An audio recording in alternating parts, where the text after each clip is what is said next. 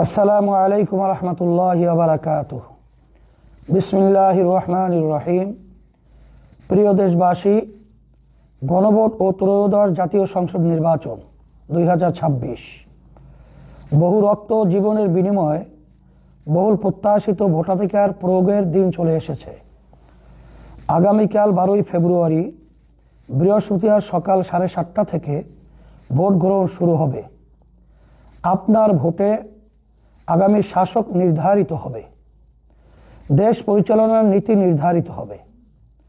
শুধু রাজনৈতিক দলের নেতা হিসাবে না, বরং একজন দায়ী হিসাবে এবং রাসূল আকরাম সাল্লাল্লাহু আলাইহি ওয়াসাল্লামের একজন নগণ্য উত্তরসূরি হিসাবে আপনাকে আহ্বান করছি, ভোট প্রদানের ক্ষেত্রে আল্লাহর ভয় ও পরকালকে স্মরণে রাখুন এবং দেশ প্রেমকে প্রাধান্য দিন।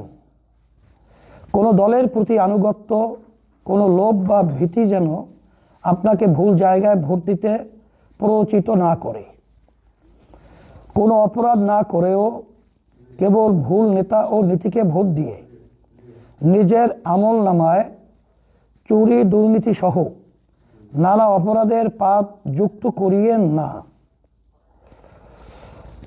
আমি ও আমার দল দুনিয়ার সকল যুক্তি, বুদ্ধি, লোভ ও কৌশলকে উপেক্ষা করে আল্লাহর বান্দা বান্দীদের সামনে শরিয়া ইসলামকে উপস্থাপন করেছি। ইসলামের পক্ষে একটি বাক্স হাজির করেছি। এখন সিদ্ধান্ত আপনার, পরকালীন জবাবদিহিতাও আপনার।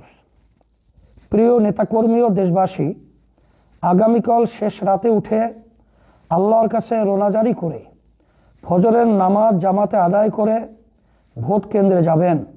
অন্যান্য ধর্ম অবলম্বীরাও সকাল সকাল ভোট কেন্দ্রে উপস্থিত হবেন।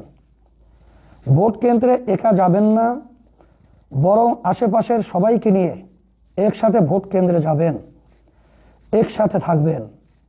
মা বোন, স্ত্রী, কন্যাদের ভোট প্রদানের ব্যবস্থা করবেন।